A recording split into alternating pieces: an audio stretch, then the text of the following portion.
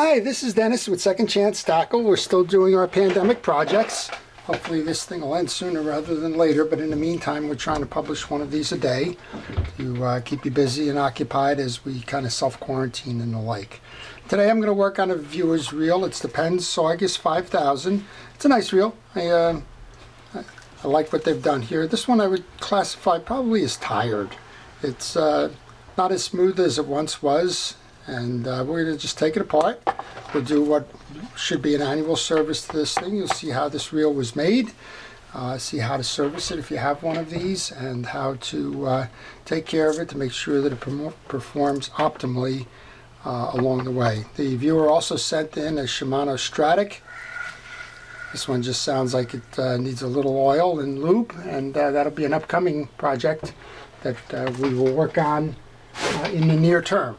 So let's get started on the Sargus. It's a 5000. The 5000 is often the answer to the question, what reel should I buy? Or what size reel should I buy? As folks generally are looking for a multi-purpose reel, and a 5000 is that reel for salt water. It can be used off the beach. It can be used from a boat or a pier.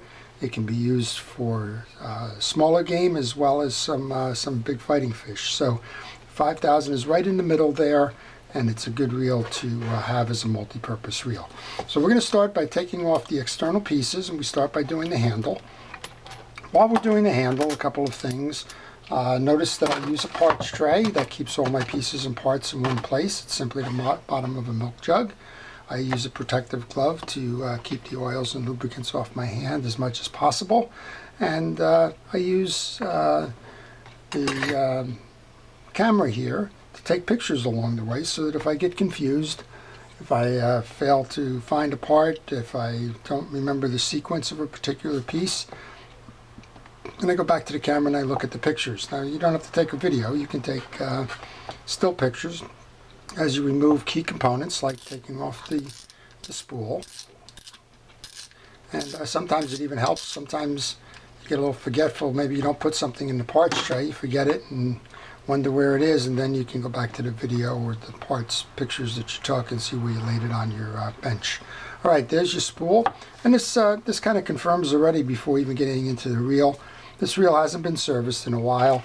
It's got some accumulated dirt, grease, and sand and the like in here, and that would be a reason that the reel would slow down. A couple of things usually happen with reels that cause sluggishness. One of them is usually lack of lubrication. The other one is usually that it's all dried up.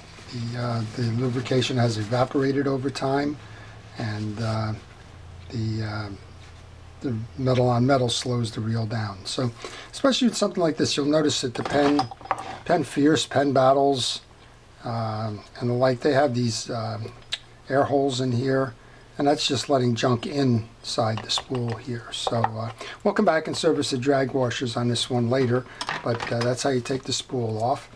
And while we're doing this, special thank you to all of our first responders and essential personnel during the pandemic.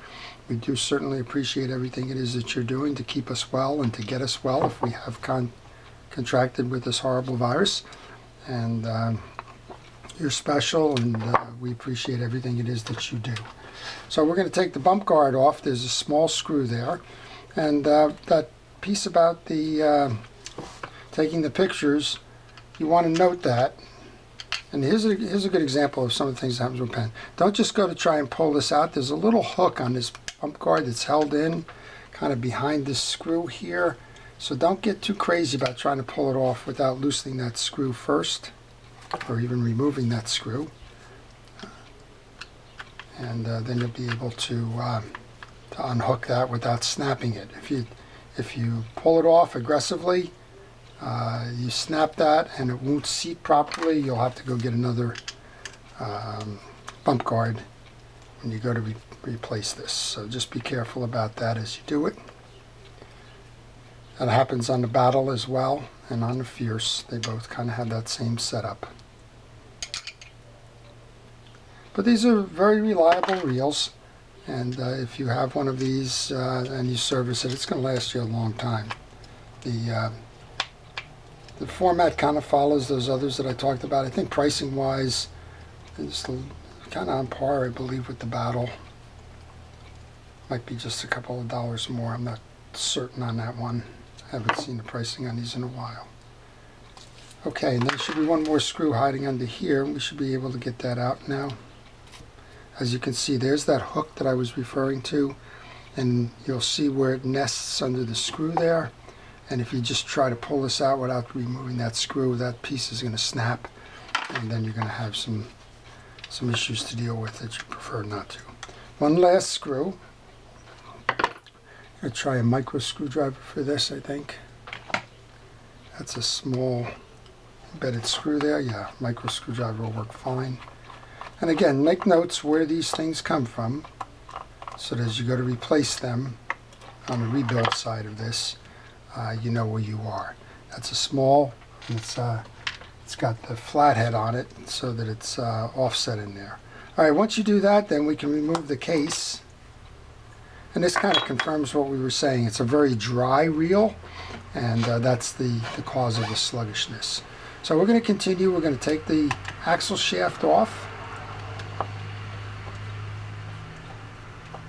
And this setup, again, I don't want to sound redundant here, but this setup is very similar to the Battles and the Fierce. Doesn't look like there's much difference going on here. We should be able to pull this axle shaft out now. And I'll just move that down to the bottom of the stroke. That's why. There was two of them, and unless you moved it to the bottom of the stroke, you couldn't get the second one out. And unless you had extraordinary strength and wanted to rip it out, that wouldn't work. So there's two that hold it to the cross wind block. Now we can pull it out, and that was easy enough. Once you remove that, then you can remove the cross wind block. And again, bone dry. So that's the cause of the sluggishness of this particular reel. I see a piece of braid in there too. I don't know where that came from, but we'll get it out of there nonetheless. Sealed bearing. Main gear, lots of dried grease, we'll go take care of that, and a crosswind gear. So I'm just going to examine these. I'm going to put them in a tray. We'll come back and we'll lubricate these in a moment after we do some house cleaning. But I'm looking here to make sure that all of the teeth are okay. I didn't feel any roughness in the reel, I just felt sluggishness. Do the same thing here. I mean, there's a bunch of old grease. You can see that that's no longer doing any good anywhere. The grease is dirty, but it doesn't appear to be filled with any kind of metal contaminant or that. And that's the answer to the question why I wear the glove, because there's a lot of grease that just kind of floats around there. And otherwise, the teeth, I'm checking this way to make sure they're not beat up, and I'm also checking this way because sometimes you get a flat spot in that main gear if it's warped, and you want to do your best to get rid of all of that. So I'm just going to use a paper towel to pick up some of the rest of that, and I'm going to use a little brush here just to clear the channels on those teeth. This is a soft brush. You could use a toothbrush if you want. You could use a wire brush if it was particularly stubborn.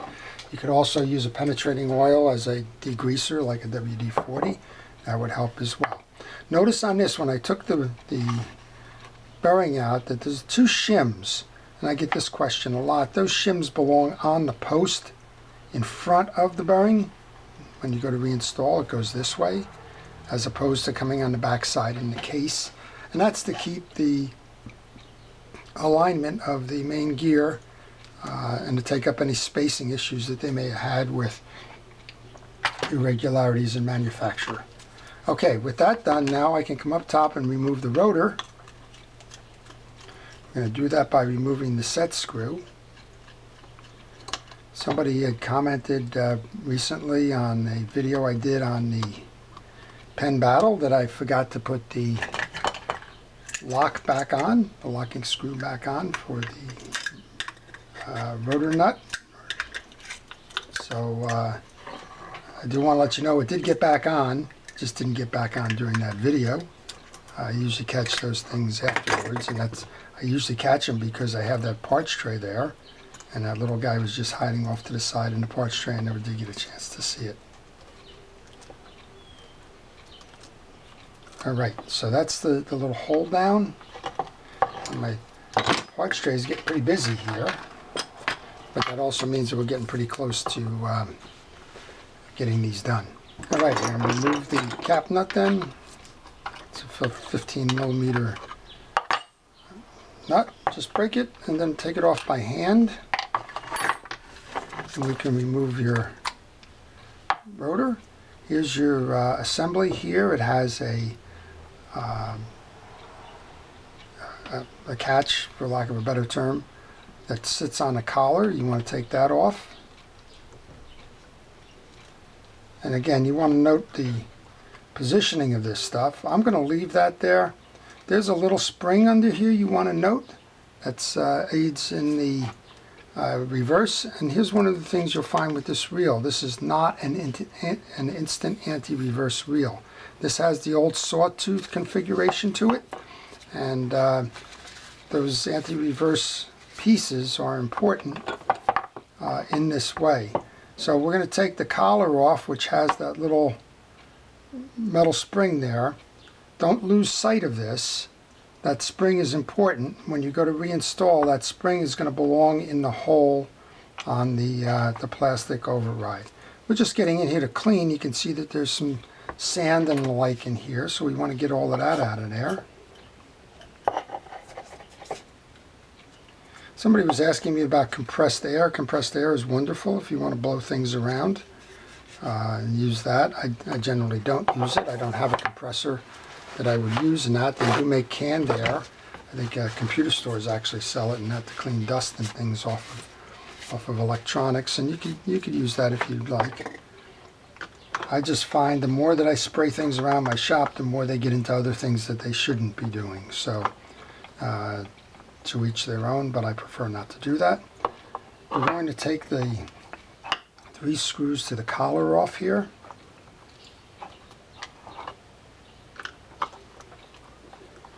That's going to enable me to pull the pinion gear out, and then we'll service the bearing in the pinion gear on this, and we'll reinstall the top end here as part of our service.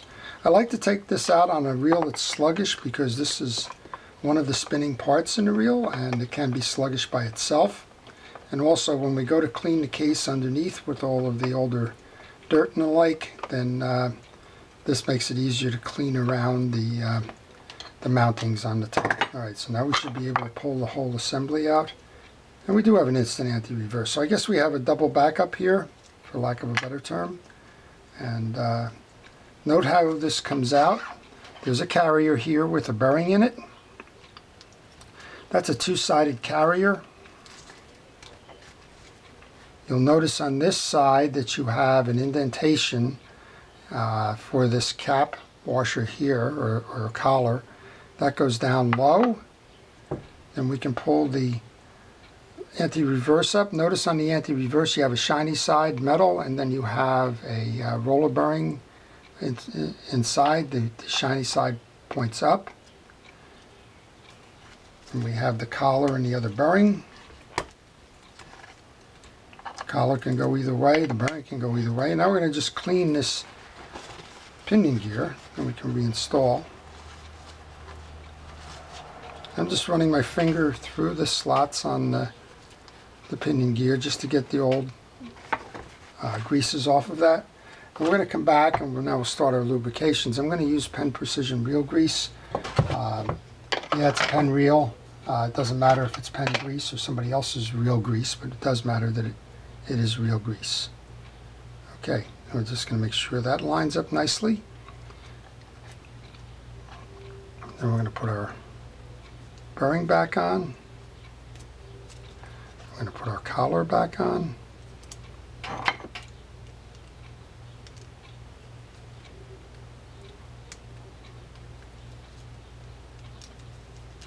There we go.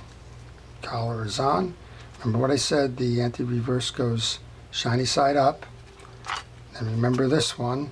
This one has 2 different sides. The wider side belongs with the little bit of an indentation. Goes next.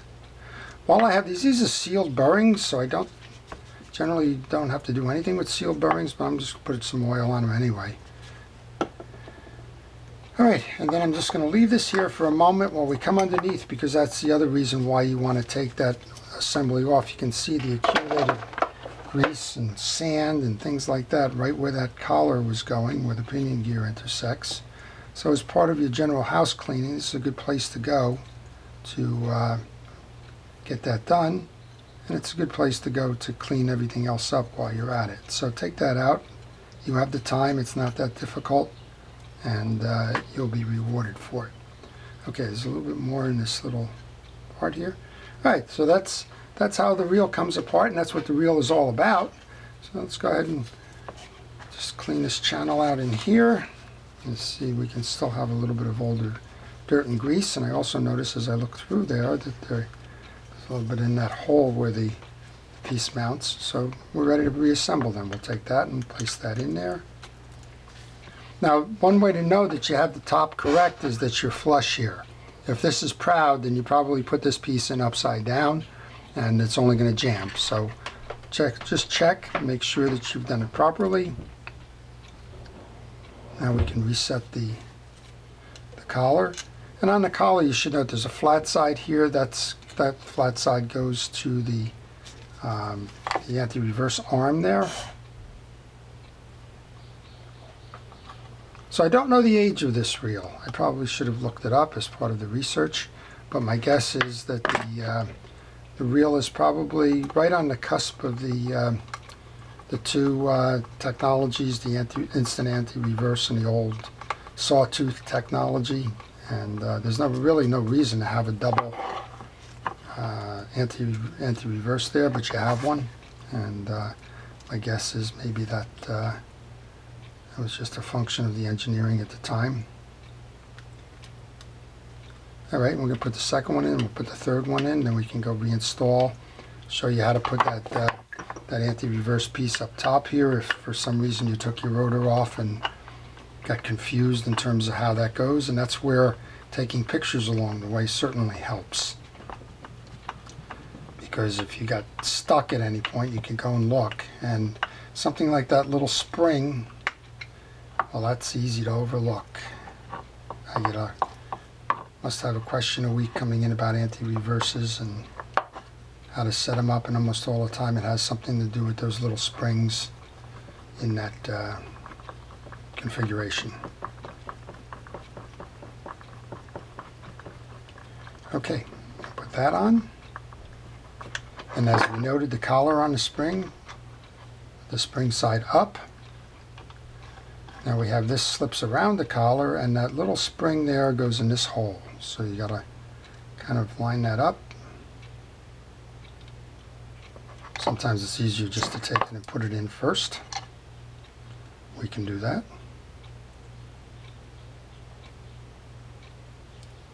Just like that. Then we can take the assembly and put it on. And as we're putting it on, it lands over this piece here. And then we had our one little piece of, one little shim washer up top there, which kind of holds that in place. Just a little bit more of a light cleaning here on some of the stuff inside the rotor. And now we have the bail trip arm here, so you can put a little bit of oil onto the bail trip arm. Just notice that we had a piece fall out. That piece belongs inside the pinion gear here where the axle is going to slide on. And now we can put the rotor on.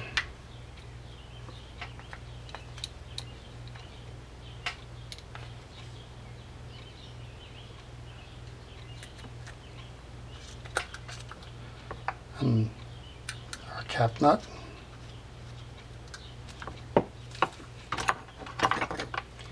I kind of like the cap nut. You can't over tighten it.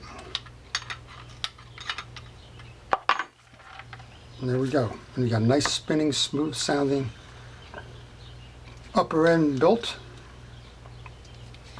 While I have this here, folks asked me about taking this off and checking springs. You don't need to do that unless your bail has got a problem.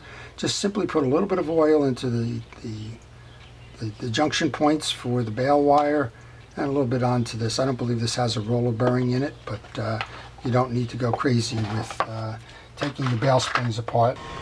Okay, so I was getting ready to install the guts of the reel, and unfortunately, or fortunately, I looked in my parts tray and I noticed that I didn't have the tie down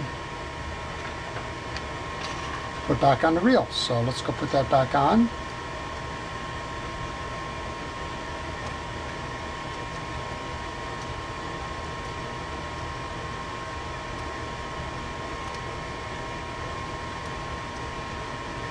So we just need a little bit more return here. There we go. Put that little hold down screw on there. This is the one I forgot on the battle that somebody mentioned, and I said to myself, make sure this time that you don't forget it. So for all of our observant viewers out there, I didn't forget it this time, but almost did. Okay, so I've already greased up the crosswind gear that sits on the little stud on the back of the case. We're going to do the same thing here, a little bit of grease onto the crosswind block. Make sure you get grease in that channel. Then you slide that block over the stud. I think I got it lucky that time. Over the stud, under this little retention bar here. Next up, we want the main gear. We're going to put a little bit more grease onto the main gear. So you have to install the main gear before the axle. The axle rides in this channel here, and if you put the axle in first, you're going to come like this. You're going to bump. You won't be able to get the main gear in. So the main gear goes first. Just it's kind of the inverse or the reverse of the way that we took it apart there. And now on our axle shaft, we have a round circle, but it's like the letter D. That way, there's a flat side here. That flat side goes into this crosswind block here, so let's go put that in next. And actually, we can put a little bit of light coating of grease. Don't put too much on. If you put too much on, it's just going to accumulate on the pinion gear because it'll have nowhere to go, and it's a pretty tight tolerance. And you just want to work the axle shaft to the point where the two screw holes are aligned. Let's go grab those two screws now from the parts tray.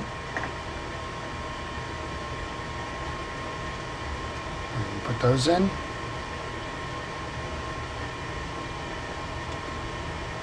So I get questions from time to time, do I work on reels? Well, this is a viewer's reel, and the answer is yes, I do. I try to coach folks and transfer the knowledge that I have so that you can do it yourself. But if you don't have that aptitude or time or desire to do that, and you have a reel that needs to be repaired, then contact me on my business card on the end of the video here, and I'll get you the details on how you can send that reel in. Alright, so I just put the main case on. Remember, we have 3 screws. These screws I didn't point out before, they have these little plastic washers on them, kind of an anti-vibration thing, so make sure that you remember those as you go to install. And the only screw I'm going to tighten right now is this little one on the bottom that hides behind the bump stock or bumps shield. And then remember what we were saying coming in. You got to have a hook on this one, so don't tighten down that screw or even put that screw in until you put the bump guard on, and then you can finish by putting that screw in.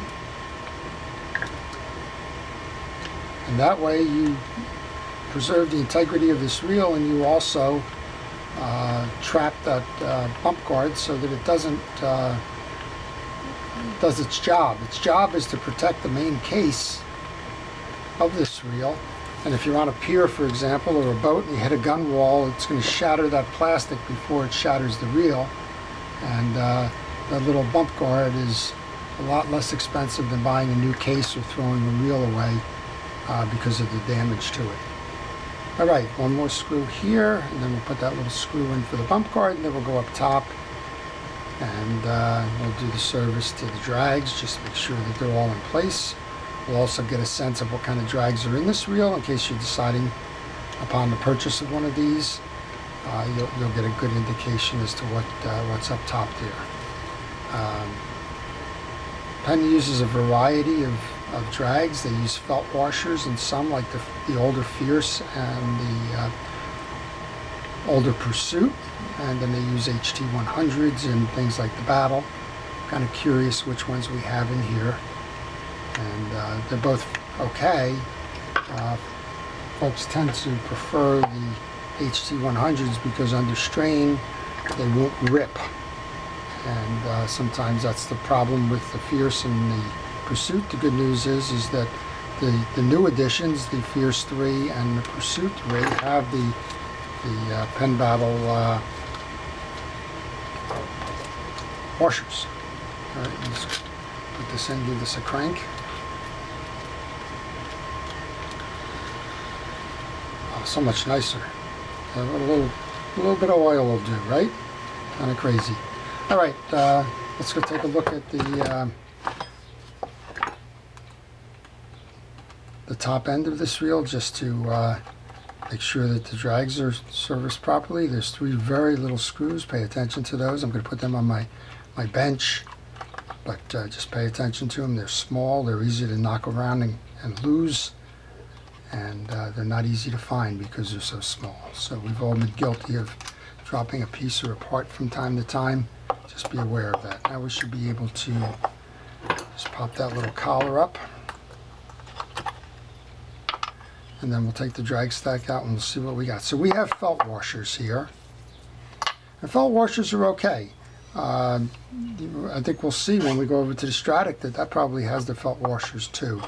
Felt washers get oil. There's plenty of oil on this, so this has been cared for, which is fine. And I just I take the stack out in reverse.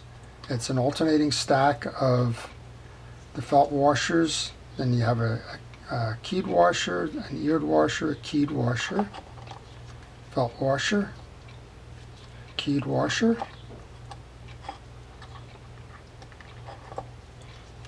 and then the last one is the keyed washer up top. Then we can just go ahead and put that collar right back on. Get those 3 little screws in there. Those of you that watch are waiting for me to drop my little pieces, which I do all the time. I use a micro screwdriver for this one. Does not have a magnetic tip, but I'm not sure if these are magnetic or if these are stainless steel screws. They probably are stainless steel. Okay, one more screw, and we'll just tighten this up, and I'm going to call this one done.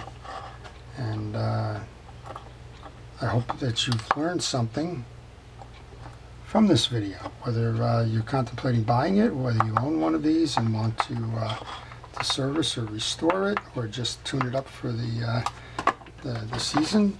I've shown you how to do that, and if you do engage in getting this thing all tuned up there, then I wish you the best of luck with it. We're having a little trouble here, but there we go. Aligning those little washers. So the reel's been cleaned up, tuned up, oiled and greased. This one's ready to go back fishing. There you go. There's a Penn Sargus completely serviced and ready to be returned. So I hope you've enjoyed that video. This is Dennis with Second Chance Tackle. Again, thank you to the first responders that are out there helping in this pandemic. If you're one of them, a really special appreciation for what it is that you do. And please all stay tuned, stay safe, stay healthy, stay listening to the authorities. We will get through this, and hopefully we'll be back to whatever normal is in the near term. So thank you for watching. Have a great day.